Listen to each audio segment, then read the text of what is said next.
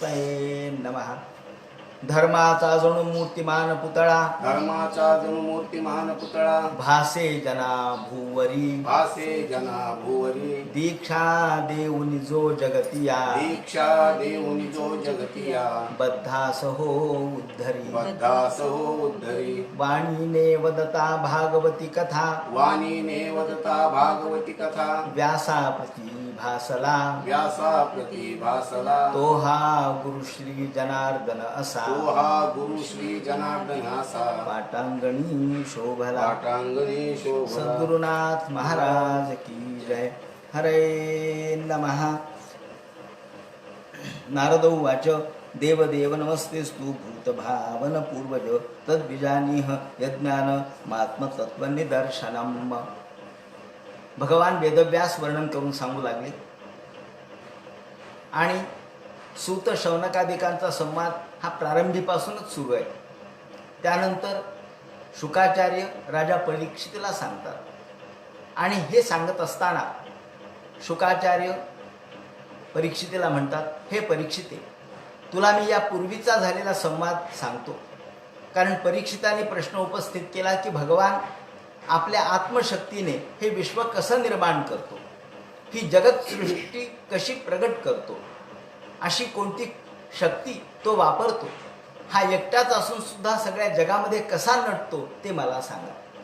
या प्रश्नाच्या उत्तरासाठी त्यांनी शुकाचार्य म्हणतात, परीक्षिते, तुला मी या पूर्वीचा संवाद सांगतो. हा पूर्वीचा संवाद ब्रह्मदेव आणि नारद यांचा आहे. जगतसृष्टी किंवा जगाची उत्पत्ती कशी झाली हे मी नारदाच्या आणि ब्रह्मदेवाच्या संवादातून तुला सांगतो. भागवताचं वैशिष्ट्य असं आहे की मनाने कुणी काही सांगत नाही, मला वाटलं म्हणून मी सांगितलं असं नाही. आपल्या ज्ञानाचा टेंभा कोणीही मिरवलेला नाही. नाहीतर तुटपुंजा ज्ञाने फुगती आणि रसज्ञ आम्हाला म्हणती. तुटपुंजा ज्ञानाने फुगणारे खूप लोक आहेत. त्याला आपण आज अर्ध्या हळकुंडाने पिवळे होणारे म्हणतो. असे लोक भरपूर आहेत. आणि आपलीच बुद्धी, आपलाच तर्क आणि आपलंच मत, मला असं वाटतं, असं भागवतात कुठेच म्हटलेलं नाही. अहो, श्रीकृष्णाने सुद्धा स्वतःचं मत सांगितलं नाही. या पूर्वीचा झालेला संवाद, यदूचा झालेला संवाद, अवधूताचा झालेला संवाद सांगितला. मनाचं काही सांगितलं नाही. सांगायचं तात्पर्य असं की शास्त्रेण चक्षुषा राजन, शास्त्राने जे सांगितलंय ते सांगावं, शास्त्राच्या डोळ्यांनी पाहावं. म्हणजेच पूर्वी जी परंपरा आहे, या ठिकाणी भागवताची परंपरा फार महत्त्वाची आहे. ही जी भागवताच्या 2 परंपरा आहेत त्यापैकी एक परंपरा आहे ती ब्रह्मदेव यांच्यापासून सुरू झालेली. म्हणजे प्रत्यक्ष आदी नारायणांनी ब्रह्मदेवाला उपदेश केला. ब्रह्मदाय आदि कवये मुह्यंती यत् सूरया. त्या ब्रह्मदेवाला भगवंतांनी आदी नारायणांनी उपदेश केला. तो पुढे येणार आहे.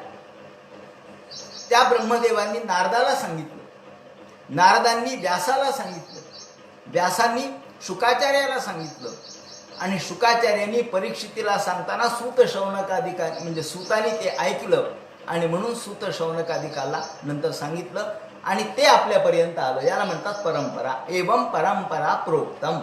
ही परंपरा फार महत्त्वाची. कुणी सांगितलं आणि परंपरा ही या दृष्टीने दिव्य परंपरा आपण लक्षात जर घेतली तर भागवताची ही दिव्य परंपरा आहे. कोणीही ज्ञान मनाने सांगितलेलं नाही. जसं गीतेत सांगितलं की हे परंपरेने आलेलं आहे. हे मी पहिल्यांदा विवस्वान मन वेप्राह, विवस्वानाने मनूला सांगितलं आणि ते मी तुला सांगतोय असं श्रीकृष्णाने गीतेत सुद्धा सांगितलंय. म्हणजे या ठिकाणी मनाने कोणताही ज्ञानोपदेश कुणी केलेला नाही. परंपरेने आलेलं ज्ञान हे पुढे विस्तारित मात्र केलं आणि म्हणून त्याला आपण विस्तारित केलं म्हणून व्यास असं म्हणतो. थोडं सोपं करून सांगितलं. ज्ञान तेच आहे पण जरा वेगवेगळ्या पद्धतीने सांगितलं. या दृष्टीने शुकाचार्य म्हणतात, हे परीक्षिते, पूर्वीचं असलेलं जे ज्ञान आहे, जे ब्रह्मदेवांनी नारदाला सांगितलं ते मी तुला सांगतो. नारदाने या ठिकाणी प्रश्न उपस्थित केला. ज्या वेळेला नारद आणि ब्रह्मदेवाचा संवाद झाला त्यावेळेला नारदाने प्रश्न उपस्थित केला, देवदेव नमस्तेस्तु भूतभावन पूर्वज. हे ब्रह्मदेवा, आपण भूतभावन आहात. भूतांच्या भावना जाणणारे आहात आणि सगळ्या भूतसृष्टीचे निर्माते आहात। भूतसृष्टी तुमच्यापासून निर्माण झाली, तुम्हाला सगळे भूत हे अनुरक्त तुमच्यावरती आहेत, भूताचं हृदगत तुम्ही जाणता, तुम्ही सर्वांचे पूर्वज आहात। ब्रह्मदेव सर्वांचा पूर्वज आहे, तो आदि पुरुष ज्याला आपण जसं म्हणतो किंवा मूळ पुरुष ज्याला आपण म्हणतो तसा हा मूळ पुरुष म्हणजे ब्रह्मदेव आहे। आणि तुम्ही आम्हाला हे सांगा की भगवंतांनी ही सृष्टी कशी निर्माण केली। भगवंताच्या सर्वम हेतद भवान वेद भूत भव्य भवत प्रभू, तुम्ही भूत भव्य भवत, तुम्हाला भविष्य वर्तमान आणि भूत या तिन्हीचे ज्ञान आहे। भूत भविष्य आणि वर्तमान या तिन्हीचे ज्ञान आपणाला आहे। हा संसार आपण कसा धारण केलाय तर ज्याप्रमाणे करतला मलकवत, अमलक म्हणजे आवळा, एखाद्याने आवळा आपल्या तळहातावर घेतला, या ठिकाणी आवळ्याचा उल्लेख एवढ्यासाठी की छोटी गोष्ट लहान, तळहातावर घेतल्यानंतर जसा तो आवळा त्याला पूर्णपणे दिसतो, सर्व दृष्टिकोनातून दिसतो, कारण आवळा लहान आहे आणि तळहातावर घेतलाय तो जसा त्याला सहज दिसतो, परिपूर्णार्थाने दिसतो। असं नाही की एक भाग दिसतो दुसरा भाग दिसत नाही, किंवा वरचा भाग दिसतोय खालचा दिसत नाही, तो सगळ्यात दिसतो कारण तो तळहातावर आहे। त्याप्रमाणे ही विश्व तुमच्या तळहातावर आहे, हा संसार तुमच्या तळहातावर आहे, म्हणून आपण सगळे जाणकार आहात। करतला कराल मलकवत विश्वम, कराल मलकवत किंवा करतला मलकवत दोन्ही चालतं। विज्ञाना वसितंतव, तुम्ही हे सगळं विश्व तुम्ही अगदी सहज हातामध्ये आवळा घ्यावा त्याप्रमाणे धारण केलंय आणि आपल्याला सगळं ज्ञान आहे। एकाच तुझी भूतानी, आणि मग भगवान एक ईश्वर सगळे विश्व कसं निर्माण करतो असा प्रश्न नारदाने सुद्धा ब्रह्मदेवाला विचारला आणि त्यानुसार त्यांनी सांगायला सुरुवात केली की भगवान हा विश्व कसं निर्माण करतो। आत्मशक्ती मवष्टंभ्य पूर्ण नाभिरिवाय क्लमा, आत्मशक्ती मवष्टभ्य, भगवान आत्मशक्ती आपल्यामध्ये साठवून ठेवतो। आपली स्वतःची शक्ती भगवंताच्या जवळ कायमच आहे, भगवंताजवळ शक्ती कायम आहे, तो आपल्या जवळची शक्ती आपल्याजवळ ठेवतो। अवष्टभ्य म्हणजे आवरून घेतो, आपल्या जवळची शक्ती आवरतो। ज्याप्रमाणे हा कासव हा आपले पाय आवरून घेतो आणि बसतो, आणि चालायचं असं म्हणजे पाय आपल्याला दिसतात, परंतु कासवाचे पाय, कासवाचं सर्व अंग कुर्मांगानी व सर्वशः, म्हणून तर देवळामध्ये मंदिरामध्ये कासव असतं, ते प्रतिकात्मक आहे की तुम्ही देखील तुमचे सगळे विषय आवरून घ्या, तुमचे सगळे विषय हे आपल्या स्वतःमध्ये आत्मसात करा। म्हणून कासव हे या दृष्टीने प्रतिकात्मक आहे। भगवान सुद्धा आपल्या स्वतःची शक्ती आपल्यामध्ये आत्मसात करून बसलेला असतो। आणि ऊर्ण नाभी रिवाक्लमा, ज्याप्रमाणे ऊर्ण नाभी म्हणजे कोळी किंवा त्याला कोष्टी म्हणतो किंवा कोळी म्हणतो त्याप्रमाणे, आता कोळी किंवा कोष्टी हा आपल्यामधून एक तार निर्माण करतो, एक लाळेची तार निर्माण करतो, तो त्या तोंडातल्या लाळेच्या तारेवर खेळतो, त्यावरूनच पुढे जातो, त्यामध्येच सर्व विश्वामध्ये जसा ईश्वर सुद्धा याच पद्धतीने जसा कोळी आपल्याच लाळेवर खेळतो आणि तीच लाळ स्वतःमध्ये आत्मसात करतो, ती लाळ घेऊन टाकतो। आता ही लाळ म्हणजे काय असते, त्याचं तंतू असतो आणि त्यामधून तो अनेक किडे मकोडे बारीक सारीक त्यांना पकडतो। हा जसा ऊर्ण नाभी, ऊर्ण या शब्दाचा अर्थ लोकर असा आहे खरं म्हणजे। आता लोकर म्हणजे ऊर्ण म्हणजे लोकर, पण इथे काय अर्थ आहे, ऊर्ण नाभी म्हणजे ज्याच्या पोटामध्ये जणू काही लोकरीचा साठा आहे, धाग्यांचा साठा आहे, असा धाग्यांचा साठा असलेलं। प्राण्यांची नावं सुद्धा अशा पद्धतीने दिलेली आहेत की त्यातून अर्थ व्यक्त व्हावा। जसा कावळ्याला एकच डोळा आहे म्हणून त्याला एकाक्ष असं नाव आहे, काव तर त्याला एक डोळा म्हणजे तो, त्याला दिसतात आपल्याला दोन, पण तो एका वेळेला म्हणजे दोन डोळ्याचं काम एका डोळ्याने करतो म्हणून त्याला एकाक्ष म्हणतात। तसं या ठिकाणी ऊर्ण नाभी म्हणजे ज्याच्या नाभीमध्ये ऊर्ण आहे, म्हणजे धागे आहेत. अर्थात प्रत्यक्षात हे धागे नाही आहेत, पण तो त्यातून लाळ निर्माण करतो आणि त्या लाळेवर खेळतो. तीच लाळ पुन्हा आपल्या पोटात घेतो आणि ज्या वेळेला वाटेल त्या वेळेला पुन्हा त्या लाळेचा आविष्कार करतो. भगवान त्याप्रमाणे वागतो. आता इथे ऊर्ण नाभीचं उदाहरण, या कोळ्याचं किंवा कोष्ट्याचं उदाहरण केवळ उदाहरण म्हणून दिलेलं आहे, दृष्टांत म्हणून दिलेलं आहे भगवंतासाठी. ईश्वर सुद्धा आपली शक्ती आपल्यामध्ये अवष्टभ्य आपली शक्ती आपल्यामध्ये ठेवतो. जेव्हा पाहिजे तेव्हा ती शक्ती बाहेर काढतो आणि नंतर त्या शक्तीनेच सगळे व्यवहार करतो आणि नंतर ती शक्ती पुन्हा आपल्या पोटामध्ये घेऊन टाकतो. ईश्वर देखील याच पद्धतीने वागतो. ईश्वराची या सृष्टी निर्मितीची पद्धत अशीच आहे. हे थोडक्यात त्यांनी सांगितलं, पुढे त्याचा विस्तार केलेला आहे त्यांनी. आता उदाहरण म्हणून मी आपणाला म्हणेन की आपल्याला जे विचारलं का हो तुमच्यामध्ये शक्ती आहे का, आपण म्हणू आहे ना, मग ती दाखवा. मग शक्ती काही दाखवता येईल का? शक्ती दाखवण्याची गोष्ट नाही. मग तुमच्यात किती शक्ती आहे दाखवा. काय दाखवणार शक्ती?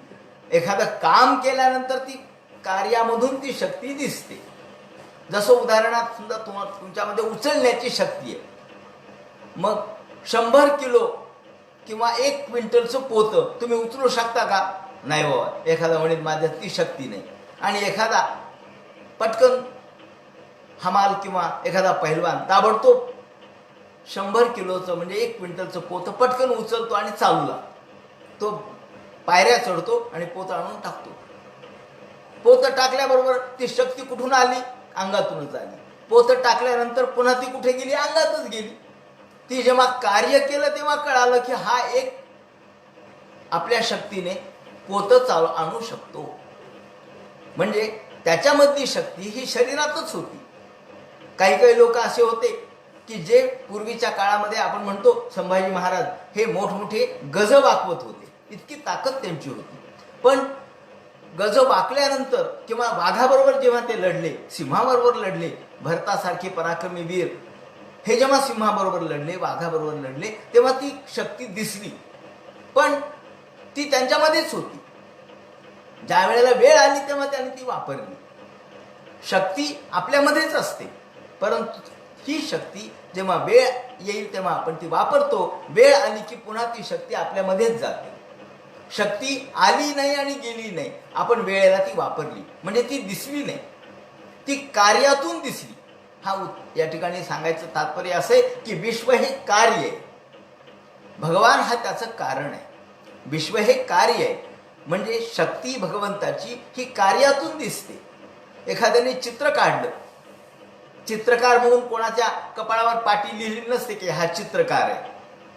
जेव्हा तो चित्र काढतो, वा वा तुम्हाला फार चांगलं चित्र काढता येतो, हो तुम्ही चित्रकार आहेत का, आणि मग आपण त्याला चित्रकार म्हणतो. पण चित्रकार असं काही डोक्यावर पाटी नाहीये.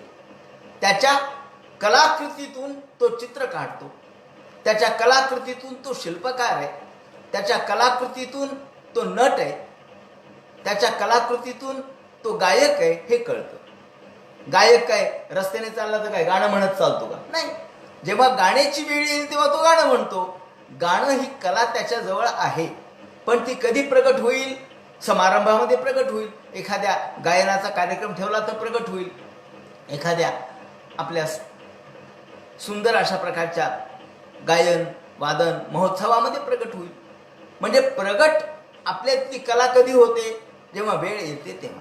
म्हणून गायक, नट, त्याचप्रमाणे एखादा पहिलवान कुस्ती करतो, त्याच्यातलं कुस्तीमधली कौशल्य हे कुस्तीच्या वेळेलाच प्रगट होईल, एरवी कशाला प्रगट होईल.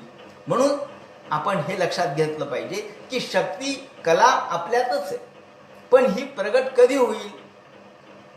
आपल्या या निसर्गाचा विचार केला तर असं म्हटलेलं आहे की निसर्गाने सगळं काही, माणूस हा निसर्गातूनच शिकला.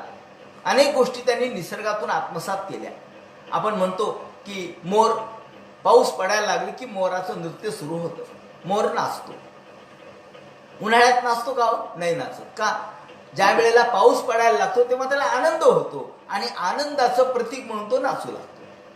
कोकिळा ही वसंत ऋतूत गाते, ती वसंत ऋतूमध्येच गाते, ती आपल्याला वर्षा ऋतूमध्ये किंवा या दुसऱ्या एखाद्या ऋतूमध्ये गाताना दिसत नाही. का बरं? तिची वेळ वसंत ऋतू आला म्हणजे ती गाते. वसंत ऋतू हे तिचं गाण्यासाठी उपयुक्त काळ आहे, प्रत्येकाचा काळ आहे. म्हणून मोर नाचण्याचा काळ पावसाळा आहे, तर वसंत ऋतू म्हणजे हा जो काळ आहे तो कोकिळेच्या गाण्याचा आहे.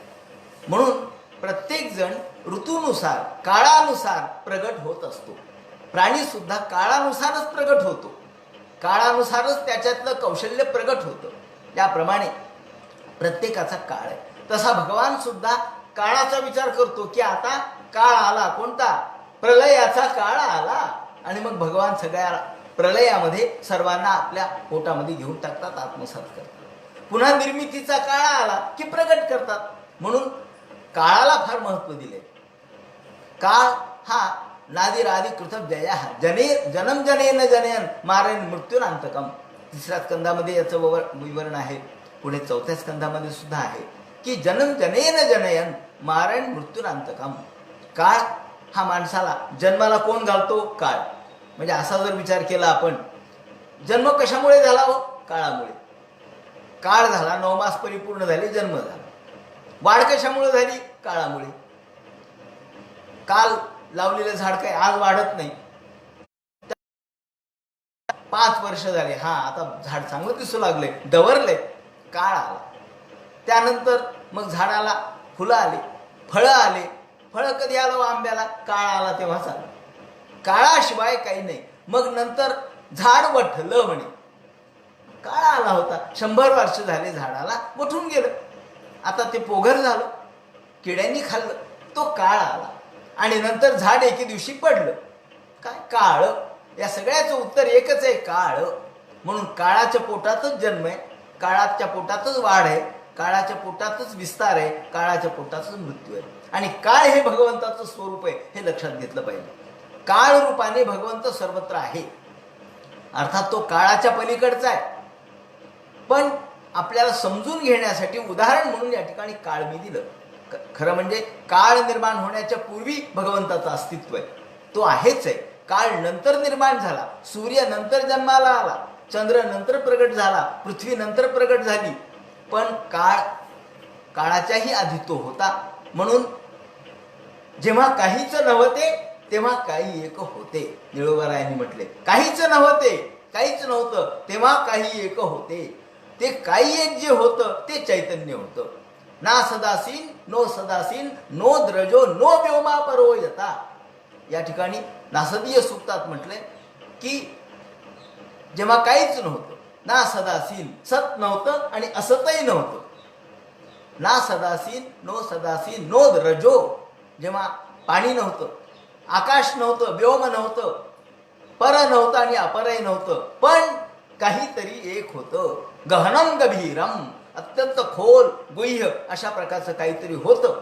पहा, वेदाच्या म्हणजे ऋग्वेदाच्या मध्ये आलेलं हे सूक्त आहे.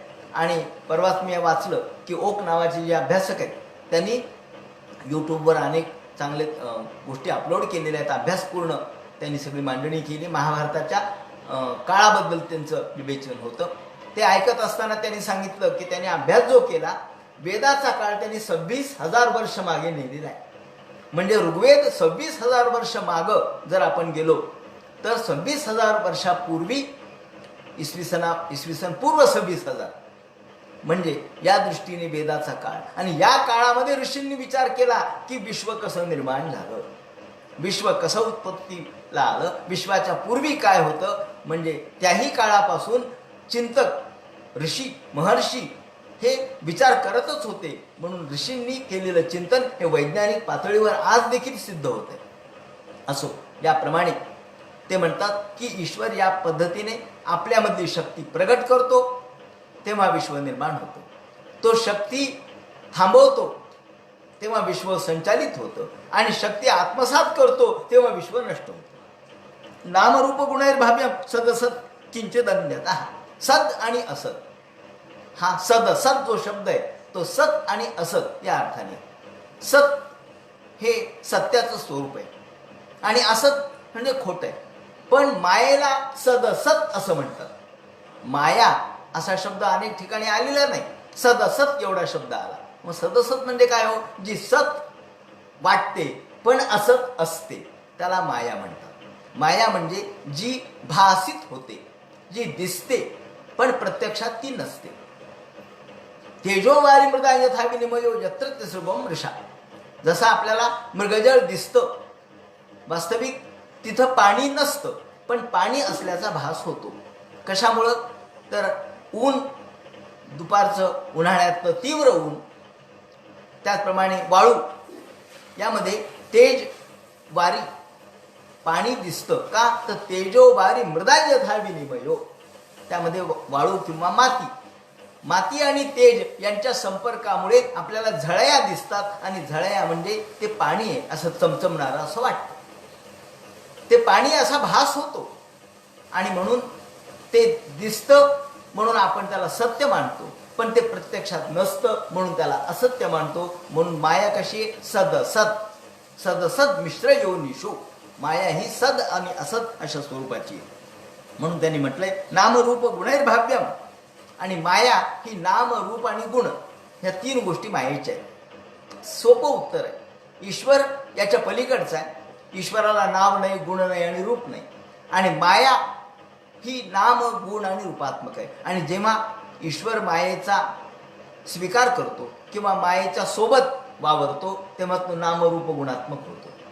मूळ त्याला नाव नाही, रूप नाही. आपण म्हणतो ना, पाणी तेरा रंग कैसा, मग जिसमें मिलाया वैसा. जसं तुम्ही पाण्यामध्ये रंग टाकाल तसा. पाण्याला स्वतःचा रंग नाही, पाण्याला स्वतःचं रूप नाही.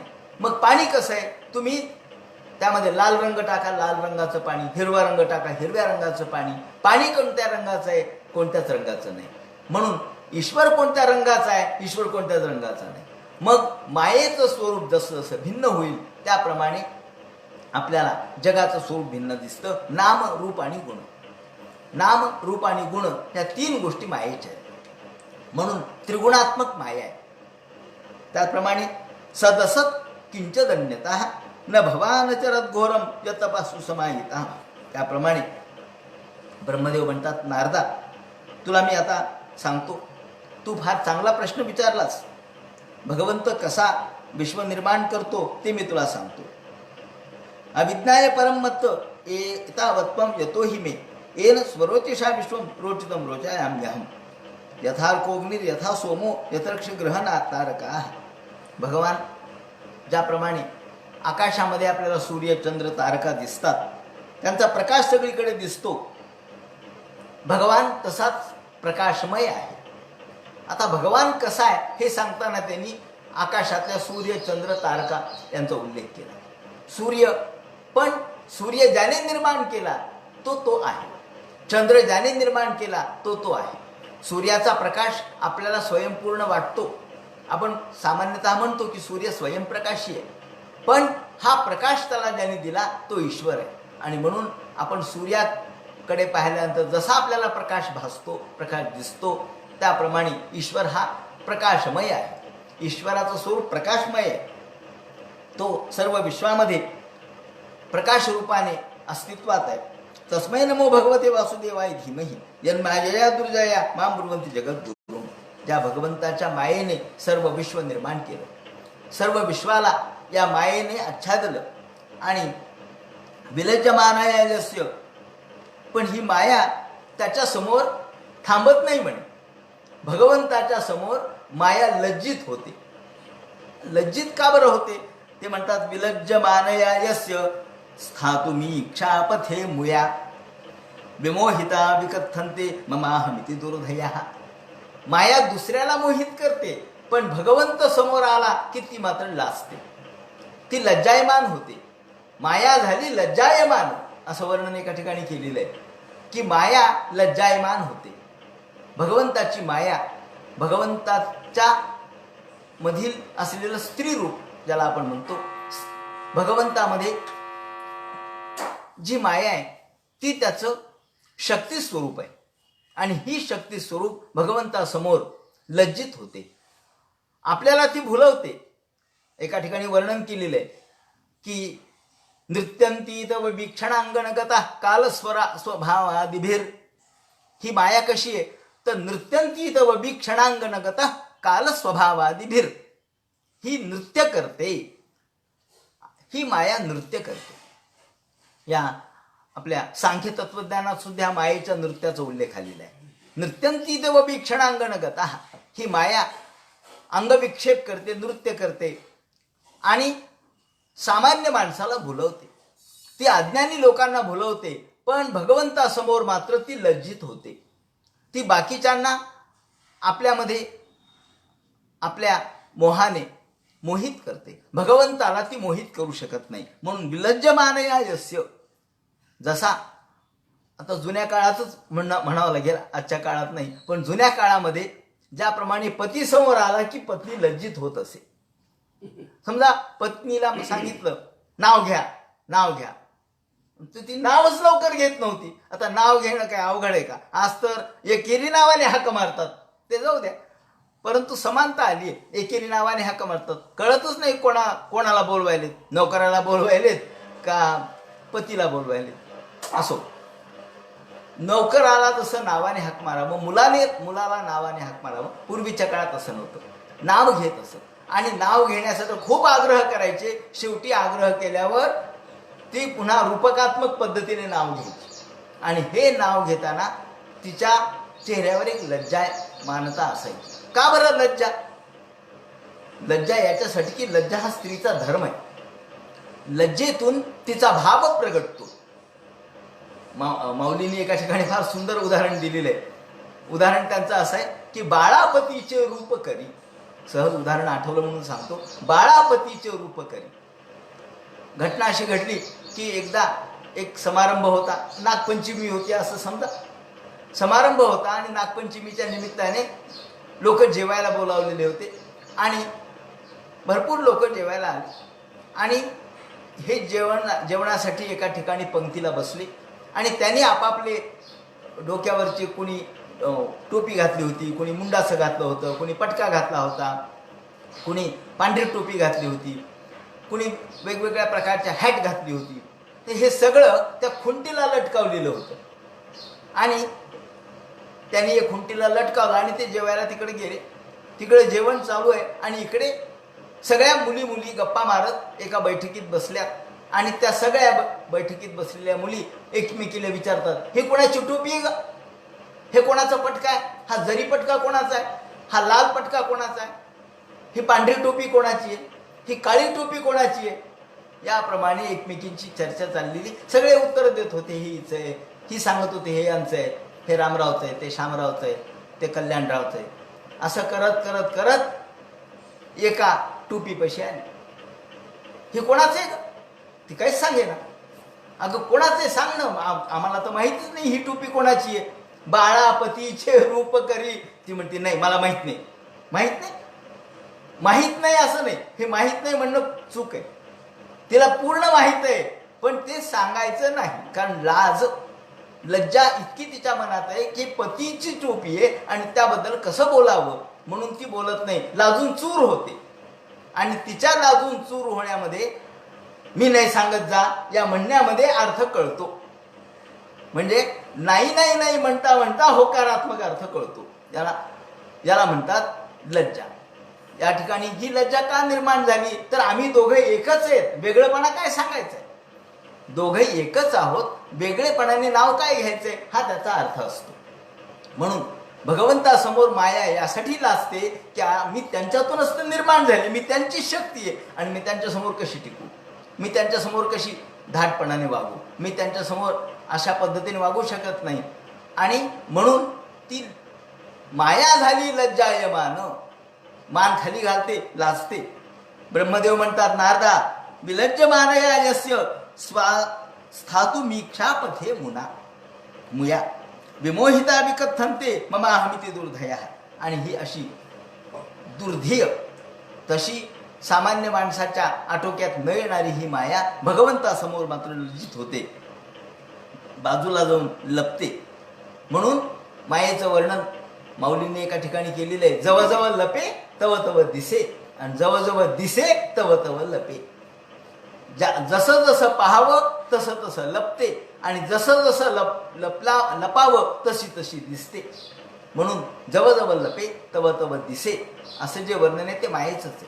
का तर माया ही भगवंताच्या समोर टिकू शकत नाही म्हणून ती लपते. आणि माया म्हणून पाहायला गेलं तर ती दिसत नाही. भगवान म्हणून पाहायला गेलं तर सर्वत्र भगवंताचं स्वरूप आहे म्हणून जवळजवळ लपे तव तव दिसे. द्रव्यम कर्मच कालश्च स्वभाव जीव एवच वासुदेवात परो ब्रह्म तान्योर्थो स्थित तत्वतः. द्रव्य कर्मच कालश्च स्वभाव जीव एवच. या ठिकाणी आता मार्ग ब्रह्मदेव सांगतात की द्रव्य कर्म काल आणि स्वभाव आणि जीव यातून माया सगळं विश्व निर्माण करते. द्रव्य, आता या द्रव्याचे विवरण इतर ग्रंथामध्ये केलेलं आहे की द्रव्य म्हणजे काय, किती प्रकारचे द्रव्य मानावेत. या दृष्टीने द्रव्य गुण संग्रह जो आहे त्यामध्ये याचं विवरण केलेलं आहे.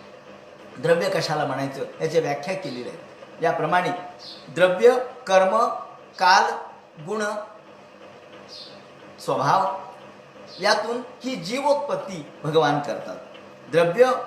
द्रव्यम कर्मच कालश्च, प्रत्येकाला त्याचं कर्म कारणीभूत आहे. आता या ठिकाणी अनेकदा लोक प्रश्न उपस्थित करतात, का हो म्हणे आता ठीक आहे, एकदा प्रलय झाला, प्रलय झाल्यानंतर देवानी ही विश्वनिर्मिती का केली.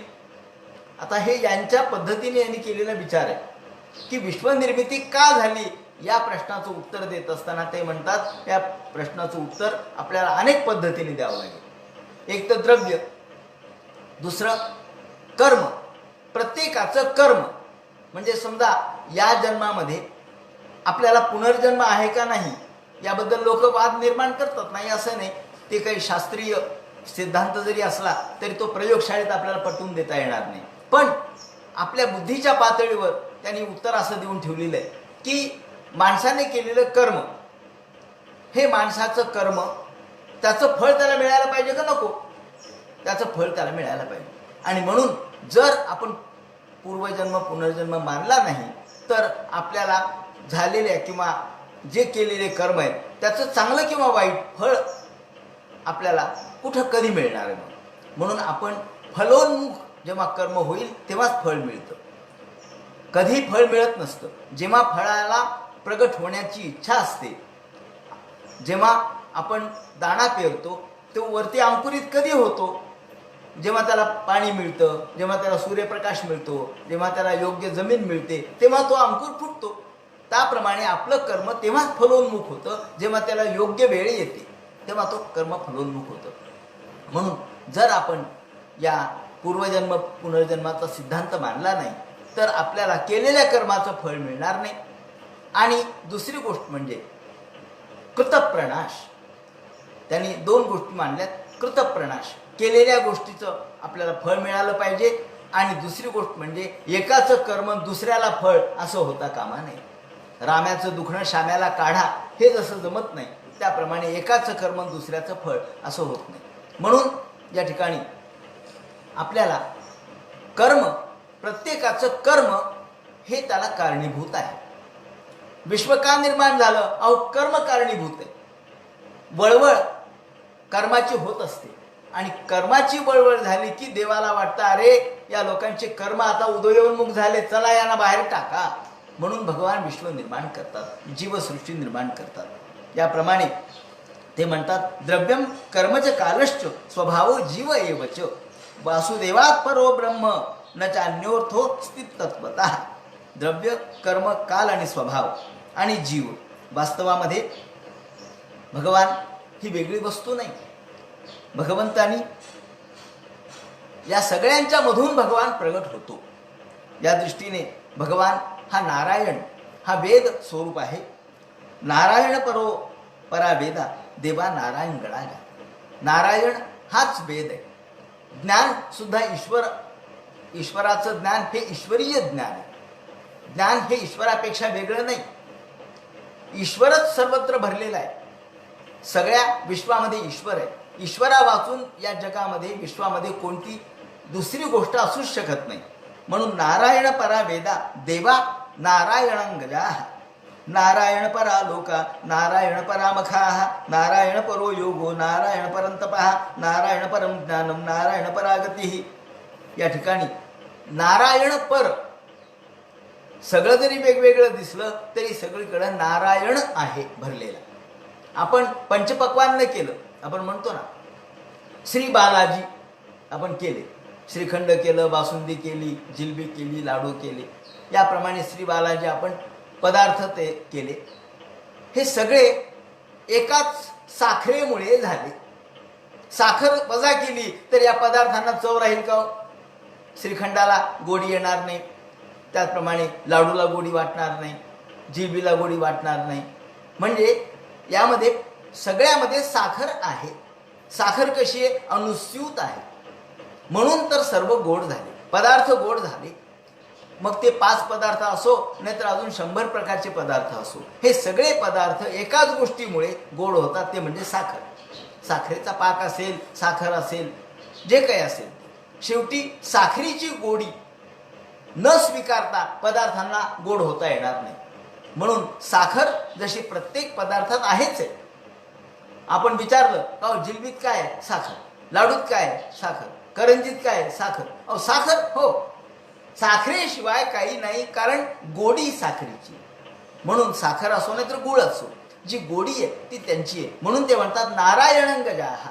सगळीकडे नारायण परत आहे, सगळ्या विश्वात नारायण आहे. मग तो जळी स्थळी काष्ठी पाषाणी सर्वत्र जीवामध्ये ईश्वरच आहे. ईश्वराशिवाय या विश्वामध्ये दुसरे कोणताही पदार्थ नाही. म्हणून नारायण परो योगो, सगळे योग नारायण पर आहे. सगळे योग शेवटी नारायणाकडेच जातात. सगळं ध्यान, सगळ्या उपासना शेवटी नारायणाकडेच जातात. जसं आपण एखाद्याचं घर असतं, हे घर समजा एखाद्या व्यक्तीचं आहे, मग घरातल्या सगळ्याच वस्तू त्या व्यक्तीच्या असतात. घरातली कोणती वस्तू घ्या, मालकी कोणाची हो? यांची. घरातल्या सगळ्या वस्तूची जशी मालकी त्या घरातल्या प्रमुखाची असते, स्वामीची असते. घराचा जो मालक आहे त्याची मालकी सर्व घरावर असते. सर्व घरावर म्हणजे सगळ्या घरातल्या वस्तूवर असते. कोणती वस्तू घ्या, मग तुम्हाला एकच उत्तर दिसेल, हे यांच्या मालकीचं आहे. का हो? अहो सगळं घरच त्याच्या मालकीचं आहे. तसं सगळं विश्वच भगवंताच्या मालकीचं आहे, ब्रह्मांड त्याच्या मालकीचं आहे. त्यामुळं ब्रह्मांडात त्याच्याशिवाय दुसरं नाव नाही. म्हणून नारायण परा लोका नारायण परा मखा. मख म्हणजे यज्ञ. यज्ञ, याग, कर्म, भक्ती, उपासना सगळं नारायण पर आहे, सगळं ईश्वर पर आहे. म्हणून तस्यापि दृष्टुरुषस्य कूटस्य खिलात म्हणा. आणि हा जो कूटस्थ आहे, कूटस्थ म्हणजे सर्वात ब्रह्मस्वरूप असलेला ईश्वर. यात 2 भाग आहेत. ईश्वर असा शब्द जेव्हा येतो तेव्हा तो मायोपाधीत असतो. थोडंसं तत्वज्ञान आहे, अवघड आहे, पण सोप्या पद्धतीने मी सांगतो. ज्याला मायेने ज्याला आवृत केलं किंवा माया ज्याच्यापासून निर्माण झाली, माया भगवंताच्या सोबत जेव्हा वागते तेव्हा जो मायोपहित जे आहे, मायोपहित चैतन्य, मायोपहित ईश्वर, त्याला ईश्वर म्हणतात. कारण प्रश्न असा उपस्थित होतो, पुढे उपस्थित होईल, काही लोकांनी उपस्थित केलेला आहे की मग जर मूळ निर्गुण निर्विकार निराकार जर ब्रह्म असेल तर त्याला इच्छा कशी झाली? कारण पुढे आहे ना, अहम बहुश्याम प्रजाये, मी फार व्हावं, ही इच्छा तरी कशी झाली? निर्गुण निराकार निर्विकार परब्रह्मामध्ये विकार कसा झाला आणि मग तो विकारीच झाला? अरे मग इथं अडचण येते. म्हणून त्यांनी असं सांगितलं, सिद्धांत असा आहे की निर्गुण निर्विकार निराकार असणारा मूळ जे ब्रह्म आहे त्याला म्हणतात कूटस्थ, आणि त्याला विकार होत नाही. त्याचं उदाहरण एकच आहे. 24 कॅरेट सोनं आहे, त्याचे अलंकार होतात का? विचारला कोणत्याही सोनाला, त्याचा अलंकार करून द्या, नाही होत.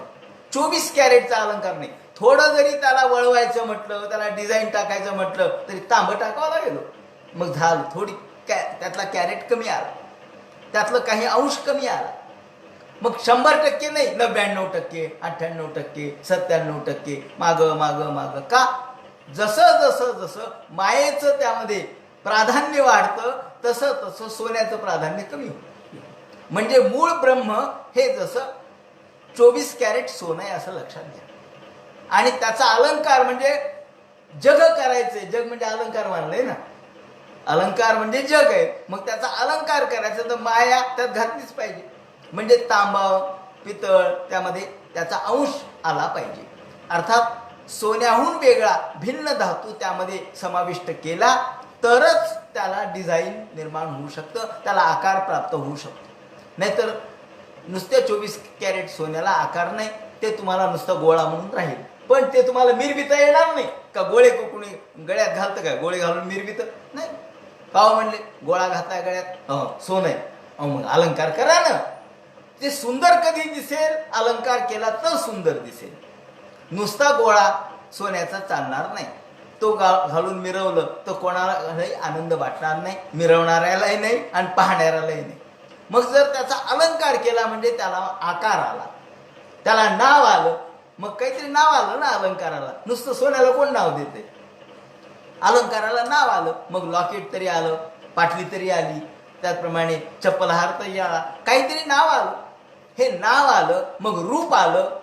नाम, रूप आणि गुण ह्या 3 गोष्टी आहेत. ही माया आली बरं का त्याच्यात. नाव आलं, रूप आलं आणि गुण आला म्हणजे त्यामध्ये मायेचा प्रवेश झाला. त्याच्याशिवाय हे होऊ शकत नाही. म्हणून मूळ ब्रह्म त्याला कूटस्थ असं म्हणतात.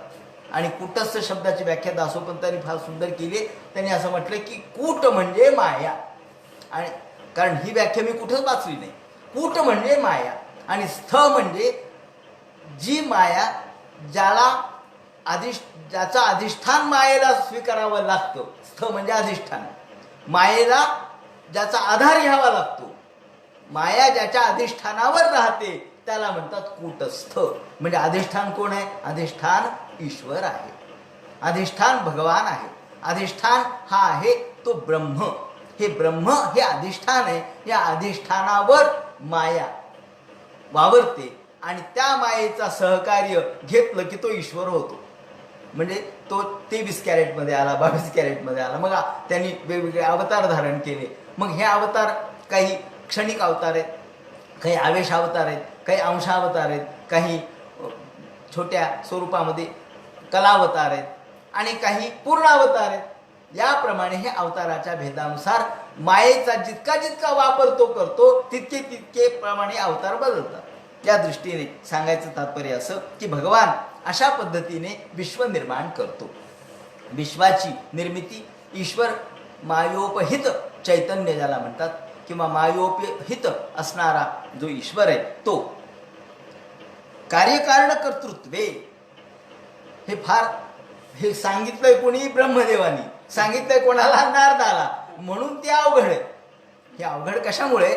स्तरभेद वेगळा आहे ना. यातला श्रोता वेगळा आहे. यातला श्रोता आहे नारद. नार म्हणजे ज्ञान बरं का. नार म्हणजे ज्ञान आणि द म्हणजे देणारा. जो ज्ञान देतो त्याला म्हणतात नारद. आणि दुसरा अर्थ आहे नार म्हणजे पाणी. म्हणून नार म्हणजे पाणी, द म्हणजे देणारा, जो ज्ञान देणार आहे, जो सगळ्या जगामध्ये सर्व जगाला, तहानलेल्या जगाला पाणी देणार आहे. किंबहुना अर्थाची लागी पाणी आरा इले असे जगी, तैसे दुःखिताचे भागी जिने जयाचे. जसं तहानलेल्या माणसाला पाण्याची गरज आहे, पाणी जसं तहानलेल्या माणसासाठी निर्माण झालं तसे संत हे दुःखितासाठी निर्माण झालेत. म्हणून नार म्हणजे पाणी आणि द म्हणजे देणारा. नारद हा नार देणार आहे म्हणजे पाणी देणार आहे, म्हणजे दुःखितांची तहान शमवणार आहे. आणि नार म्हणजे ज्ञान देणारा म्हणून सुद्धा नारद या अर्थाने. म्हणून हे नारद इतके श्रेष्ठ दर्जाचे देवर्षी आहेत. देव असून ऋषीप्रमाणे वागतात म्हणून देवर्षी. आणि सांगणारे ब्रह्मदेव आहेत, ते तर काय जगतसृष्टीचे निर्माते आहेत. म्हणून हे तत्वज्ञान अवघड आहे. म्हणून ही संवाद पातळी अवघड आहे. ही संवाद पातळी यामध्ये त्यांनी शब्द असा वापरलाय की कार्य कारण कर्तृत्वे द्रव्य ज्ञान क्रियाश्रया. कार्य कारण कर्तृत्वे हे 3 गोष्टी आहेत. म्हणजे जेव्हा निर्मिती झाली तेव्हा कार्य आलं, कारण आलं, कर्तृत्व आलं. जेव्हा निर्मिती नव्हती तेव्हा कार्य दिसत नाही.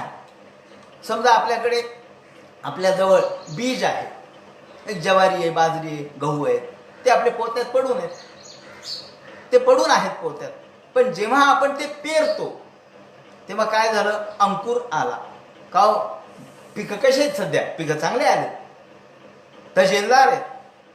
हे आपण पेरल्यानंतर कार्य दिसायला लागलं. कार्य आणि पेरलं कुणी, शेतकऱ्यांनी, कर्तृत्व त्याच्याकडे. कार्य, कारण आणि कर्तृत्व. म्हणून कार्य हे कर्तृत्वावर अवलंबून आहे आणि कार्यामध्ये कारणाचं अस्तित्व असतं. कोणतंही कारण हे कार्यामध्ये अस्तित्वात असतं आणि म्हणून कारणामध्ये कार्याची बीज असतात आणि कार्यामध्ये कारण समाविष्ट असतं, असा सिद्धांत आहे. आता हे जरा अवघड वाटेल, परंतु म्हणून उदाहरण असं दिलं की आपण कार्य हे आपल्याला जग म्हणून दिसतंय, पण त्याचं कारण ईश्वर आहे आणि तो कारण रूपाने असलेला ईश्वर कार्य रूपाने प्रगट झाला. बीज रूपाने असलेलं हे कारण आहे, ते कार्य म्हणजे झाड रूपाने प्रगट झालं, तेच बीज झाड झालं. म्हणून उपनिषदामध्ये कथा आलेली की त्यांनी दाखवलं की हे पहा, हे बीज आहे, वटवृक्षाचं बीज दाखवलं, किती बारीक आहे हो. त्या मुलांनी पाहिलं, ऐतरेय उपनिषदात ही कथा आहे. तो म्हणतो हो, किती बारीक आहे हे. आणि मग या बारीक असणाऱ्या डोळ्याने सुद्धा जे बीज दिसत नाही ते वटवृक्षाचं बीज जेव्हा वटवृक्ष दिसायला लागतो तेव्हा एवढा मोठा आहे का. आता प्रश्न उपस्थित करा, या बीजामध्ये पानं आहेत का, या बीजामध्ये झाड आहे का, या बीजामध्ये फांद्या आहेत का, या बीजामध्ये मूळ आहे का. याचं उत्तर होच द्यावं लागेल. मग दाखवा म्हटलं तर नाही दाखवता येणार. मग दाखवा म्हटलं तर आपल्याला म्हणावं लागेल, थांबा, ते बीज पडू द्या, त्याचं झाड होऊ द्या, मग दाखवतो. आपण जेव्हा म्हणतो की दुधामध्ये तूप आहे का, त्याचं उत्तर सांगा. एका वाक्यात उत्तरे द्या. आजकाल असतं ना, एका शब्दात उत्तरे द्या, एका वाक्यात उत्तर, हो का नाही सांगा. सांगा म्हणा, हो का नाही. अहो असं नसतं, असे उत्तरं नसतात. हो का नाही सांगा आणि खरं का खोटं सांगा. याला खरं तत्वज्ञान म्हणत नाही. मग दुधात तूप आहे का नाही, याचं उत्तर नाही असं दिलं तर ते चूक आहे, आणि आहे असं दिलं तर दाखवा म्हणावं. तर आता दाखवता येणार नाही. मग दूध तापवावं लागेल, मग ती साय होईल, मग त्याचा विरजन होईल, मग विरजनातून ताक होईल, ते घुसळावं लागेल, मग त्यातून लोणी निघेल, मग ते तापवावं लागेल, आणि मग कडकड कडकड वाजलं म्हणजे ते तूप होईल. मग ती बेरी बाजूला करा, तूप बाजूला. एवढी प्रक्रिया आहे. याला म्हणतात आध्यात्मिक प्रक्रिया. म्हणून आपल्यात ईश्वर आहे का नाही, आहे, पण तो का दिसत नाही. मग प्रक्रिया करा ना. आम्हाला तर योग करायचे नाहीत, याग करायचे नाहीत, मंत्र नको, तंत्र नको, अभ्यास नको, अधिष्ठान नको, आणि दाखवा म्हणे. असं दाखवता येत नसतं. म्हणून कार्य कारण कर्तृत्वे भगवान हा कारण रूपाने आहे. तो कार्य रूपाने कधी प्रगट होईल, जेव्हा आपण ही सगळी प्रक्रिया करू तेव्हा तो प्रगट होईल, नाहीतर प्रगट होणार नाही. तो सुप्त रूपात आहेच आहे. म्हणून दुधामध्ये तूप आहे का नाही, आहे, सुप्त रूपात आहे. म्हणून त्याला प्रक्रिया केल्यानंतर ते दिसेल. कार्य कारण कर्तृत्व. हे कर्तृत्व म्हणजे कर्तृत्व कोणाकडे, ईश्वराकडे. कर्तृत्व ईश्वराकडे. भगवान हा कार्य करणार आहे आणि कार्य आपल्याला दिसतंय. कारण हा त्याचा जो आहे तो दिसत नाही, पण कार्यामध्ये कारण असतं. या दृष्टीने जसं आपण वेगवेगळ्या कुंभाराकडे गेलो, उपनिषदातलाच संदर्भ ह्या, त्यांनी आपल्या मुलाला दाखवलं की बघ, जाताना इथे एकही गाडगं नव्हतं, आता एवढे गाडगे कुठून आले. ते म्हणे कुंभाराने तयार केले. तू पाहिले का, नाही पाहिले. मग ज्या अर्थी त्या अर्थी असं तर्क वापरावा लागतो की ज्या अर्थी इथे माती होती आणि कुंभार होता, त्या अर्थी काही तासामध्ये कुंभाराने या मातीचे घडे तयार केले. म्हणून या मातीचं रूपांतर कशात झालं, घड्यात झालं. म्हणजे कारणाचं रूपांतर कार्यात झालं. आणि करणारा कोण आहे, कुंभार आहे. कशावरून, तो होता म्हणून, तो दिसतो म्हणून, हे कुंभाराचं घर आहे म्हणून. म्हणून कुंभाराचं घर आहे. ही माती इथं पडलेली होती, मगाशी घट नव्हते, आता घट झाले. या दिवसभराच्या काळात त्यांनी हे घट तयार केले. त्याप्रमाणे आपल्याला ईश्वर दिसत नाही, पण तो कार्यरूपाने आपण समजून घ्यावा लागतो. कार्यरूपाने त्याचं तो जाणावा लागतो. या दृष्टीने कार्य कारण कर्तृत्वे द्रव्य ज्ञान क्रियाश्रया. द्रव्य ज्ञान आणि क्रिया. या ठिकाणी द्रव्य माती, क्रिया म्हणजे झालेला घट, आणि त्याचा क्रिया कुणी केली तर कर्तृत्व कोणाकडे? कुंभाराकडे. याप्रमाणे भगवान हा याप्रमाणे आहे. बध्नंती नित्यदा मुक्त मायनम पुरुषम गुणाः. आणि हा पुरुष म्हणजे जीव या मायेच्या गुणात अडकतो. जो मायेच्या गुणात अडकत नाही तो मुक्त आहे, पण जो मायेच्या गुणात अडकतो तो जीव होतो, तो बद्ध होतो. जीव हा बद्ध का होतो तर तो गुणात अडकतो, गुणामध्ये सक्त होतो, आसक्त होतो. गुणात आसक्त झाल्यामुळे तो बद्ध होतो, आणि गुणापासून मुक्त असल्यामुळे ईश्वर मुक्त आहे. ही माया बध्नंती नित्यदा मुक्तम. वास्तविक तो नित्य शुद्ध बुद्ध मुक्त आहे, पण तो अडकला की जीव होतो, आणि मुक्त झाला की तो शिव होतो. याप्रमाणे पुरुषं गुणाः स एष भगवान लिंगै स्त्रिभिर अधोक्षजः. स्त्रिभिर तीन गोष्टी, या तीन गुण सत्व रज आणि तम, या तीन गुणामध्ये जीव अडकतो. या तीन गुणाच्या तो नादी लागतो आणि त्यातून मुक्त आहे तो अधोक्षज. स्वलक्षित गतिर्ब्रह्मन सर्वेषां ममचेश्वरा कालम कर्म स्वभावांचे मायेशो माया स्वया. माया ही काल कर्म आणि स्वभाव यातून प्रगट होते. काल कर्म आणि स्वभाव, काल सुद्धा मायेचाच भाग आहे, कर्म हे मायेतूनच होतं, आणि स्वभाव सुद्धा माये. याप्रमाणे भगवंतांनी, मायापती असणाऱ्या भगवंतांनी अहम बहुश्याम प्रजायेय, मी फार व्हावं अशी इच्छा व्यक्त केली. ईश्वर हा मायेश आहे, मायेचा स्वामी आहे. आपण मायेच्या अधीन आहोत, आपण मायेच्या स्वाधीन आहोत, आणि तो मायेचा स्वामी आहे, एवढाच फरक आहे. आपण घोड्यावर बसलो, जर घोड्याचा लगाम आपल्या हातात असेल तर घोडं आपल्या पद्धतीने चालल. आपण गाडी चालवायला लागलो आणि ब्रेकवर पाय असेल तर बरं आहे, आणि ॲक्सिलेटरवर पाय गेला म्हणजे मला वाटलं ब्रेकच आहे म्हणून ॲक्सिलेटर दाबलं, गाडी जाईल ना पुढं. तुम्हाला कंट्रोल तुमच्या हातात असेल तरच तुम्ही त्याचा मालक आहात, नाही तर तुम्हाला जर अज्ञान अवस्थेमध्ये तुम्ही राहता तेव्हा तुम्हाला त्याचा कंट्रोल राहत नाही. म्हणून जो सुख हळू गाडी चालवतो तो खरा गाडी चालवतो, जो वेगात चालवतो तो नाही. कारण आपल्या गाडीवरचं नियंत्रण ज्याला येतं, म्हणून नियंत्रण करणारा ईश्वर आहे. ईश्वर शब्दाचा अर्थ ईशन, जो करतो त्याला नियंत्रण करणे असं म्हणतात.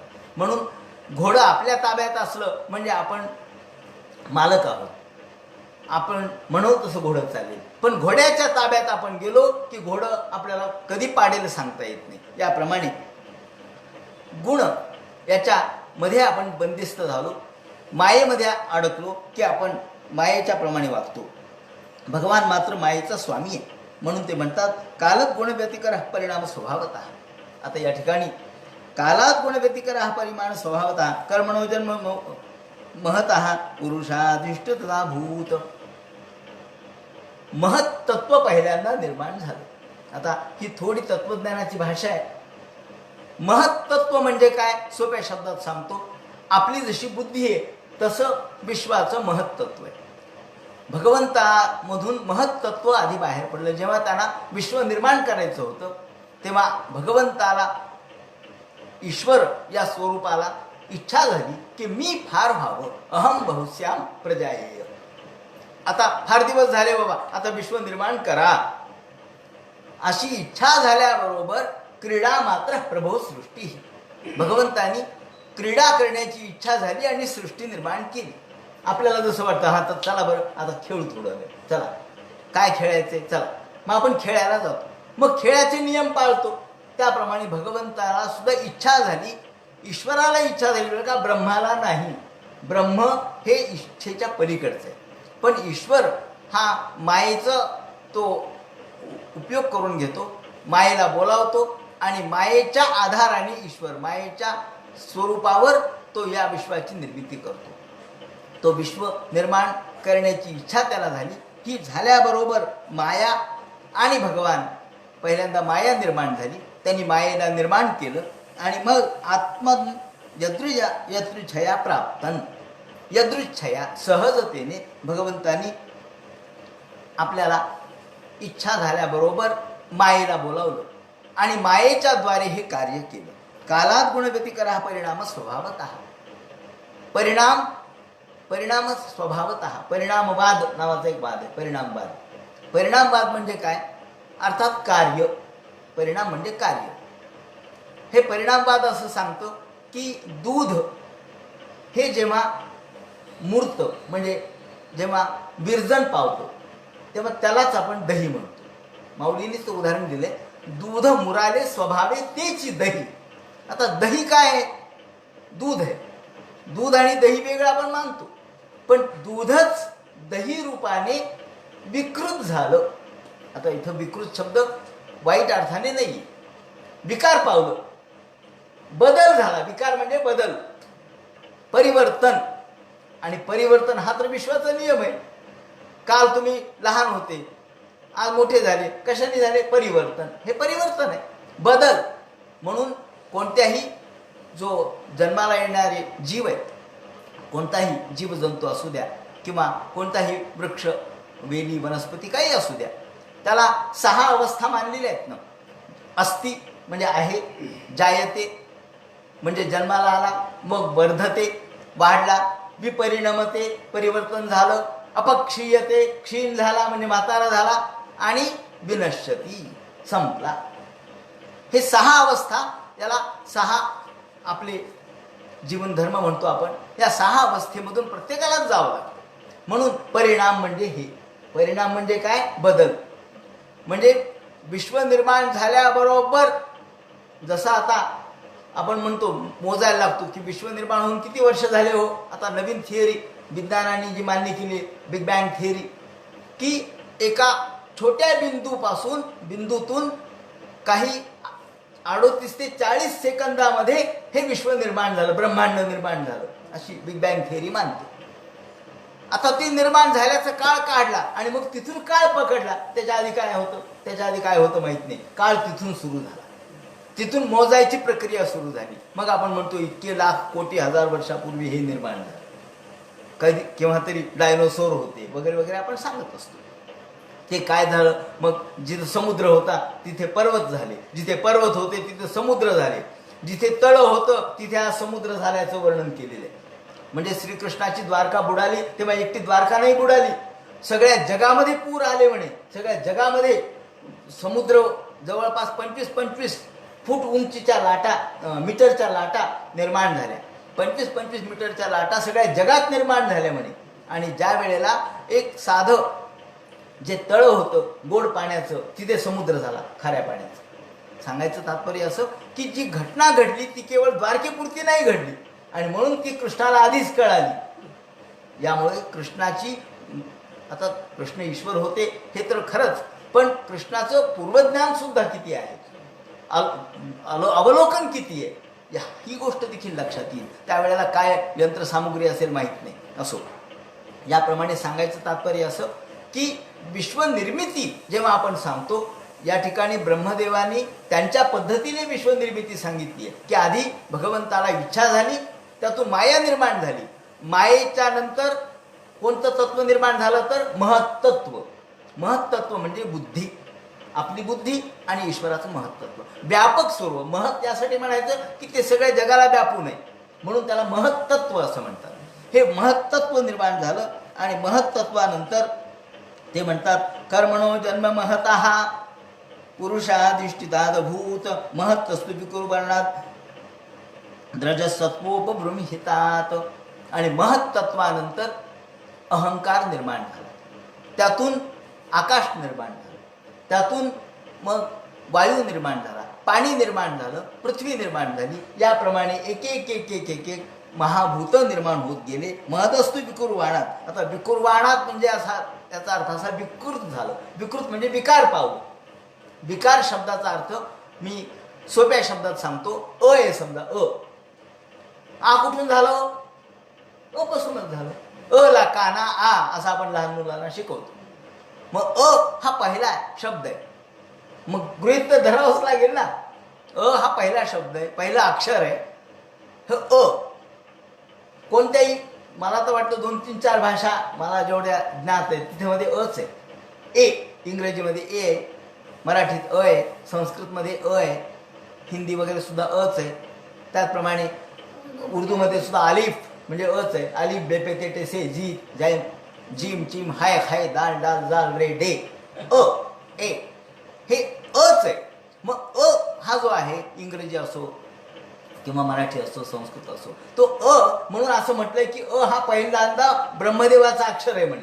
ब्रह्मदेवाने पहिल्यांदा जो उच्चारला तो शब्द होता आणि म्हणून अथ हा जो शब्द आपण वापरतो अथ तो अथ सुरुवात या अर्थाने अथ शिक्षाम प्रवक्ष्यामी आता मी तुम्हाला ज्ञान सांगतो म्हणून सुरुवात केली अथ.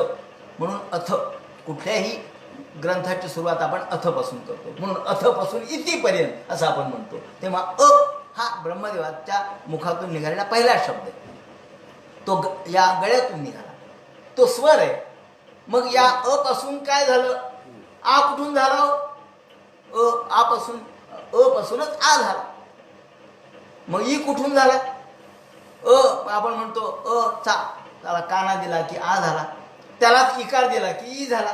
सावरकरांनी या पद्धतीची लेखनशैली गृहीत धरलेली आहे की आपण जसं ई वेगळं काढतो तसं नाही. ते म्हणतात अलाच काना द्या, त्यालाच मात्रा द्या. तेच आ ई ई उ उ ए आई ओ औ अम आह हे कुठून झाले? ते पासूनच झाले. हे विकार पावणे याला म्हणतात विकार, याला म्हणतात बदल, याला म्हणतात परिवर्तन. जसं पासूनच आ झालं, त्यापासूनच ई झालं, त्यापासूनच दीर्घ ई झालं, पुढे उ वगैरे शब्द झाले, अक्षर झाले, उच्चार वेगळे झाले, पण ते मूळ पासूनच झाले. तसं मूळ महत्त्वापासूनच हे विश्व निर्माण झालं पंचमहाभूतात्मक. म्हणून विकार याचा अर्थ बदल, परिवर्तन. म्हणून विकार म्हणजे वाईट अर्थाने नाही, आपण म्हणतो विकार काढून टाका या अर्थाने नाही. इथे विकार शब्द वेगळा आहे. म्हणून विकुर्वाणात म्हणजे विकृत झाले. जसं दूध बदल झालं की त्याचं दही होतं त्याप्रमाणे तमःप्रधान स्वभावात. आणि मग ही तमप्रधान हे जे पंचमहाभूत आहेत ते तमप्रधान आहेत. म्हणजे अहंकाराचं सुद्धा 3 प्रकार आहेत. एक सात्विक अहंकार, एक राजस अहंकार आणि तिसरा तामस अहंकार. त्यापैकी तामस अहंकारापासून काय झालं? तामस अहंकारापासून पंचमहाभूत झालं. म्हणजे आकाश, वायू, अग्नी, त्याप्रमाणे पृथ्वी हे 4 म्हणजे पृथ्वी, आप, तेज, वायू आणि आकाश, पाणी. आणि पृथ्वी, आप, तेज, वायू, आकाश हे 5 महाभूत कशापासून झाले? तर तम अहंकारापासून झाले. म्हणून या भगवंताच्या अहंकृती, मग अहंकृती कुठून आली? ती महत्त्वातून आली. महत्त्व कुठून आलं? मायेतून आलं. माया कुठून आली? ईश्वरापासून आली. याप्रमाणे सगुण ईश्वरापासून आली. याप्रमाणे सगुण ईश्वरापासून मायोपहित चैतन्यापासून पुढे महत्त्वातून अहंकार. अहंकाराला सुद्धा 3 भाग झाले, सत्व, रज, तम. त्या तामस अहंकारापासून ही सगळी सांख्याची मांडणी आहे. म्हणजे भागवतामध्ये मला तर वाटतं प्रामुख्याने सांख्य मांडणीच सगळीकडे दिसली. तत्वज्ञानाच्या अनुषंगाने वेदांत मांडलाय, पण सांख्याच्या पद्धतीने मांडलाय. म्हणून ही सांख्याचीच मांडणी म्हणजे कपिलाचार्यांची मांडणी. याप्रमाणे द्रव्य ज्ञान क्रियात्मक असं सोहंकारेती प्रोक्त विकुर्बन समूह त्रिधा, वैकारिक असते सामजस्य त्रिधा. याप्रमाणे वैकारिक म्हणजे विकार निर्माण झाले, तैजस आणि तामस अशा 3 पद्धतीच्या अहंकारातून ही सगळी सृष्टी निर्माण झाली. द्रव्यशक्ती, क्रियाशक्ती, ज्ञानशक्ती ती प्रभो. आता द्रव्यशक्ती, क्रियाशक्ती आणि ज्ञानशक्ती. आता द्रव्य क्रियाशक्ती कोणती, क्रियाशक्ती कोणती आणि ज्ञानशक्ती कोणती? आणि यानंतर मग पुढे पंचमहाभूताचे पंचतन्मात्रा, त्यानंतर पंचविकार, पंचविषय हे कसे निर्माण होतील आणि या 3 शक्ती कशा निर्माण होतील या संबंधीचं जे विवेचन आहे ते उद्याच्या चिंतनामध्ये करू. कुंडलिक वरदे हर विठ्ठल, सीताकांत स्मरण जय जय राम, पार्वतीपते हर हर महादेव, श्रीमज्जनार्दन गुरुमूर्तये नमः.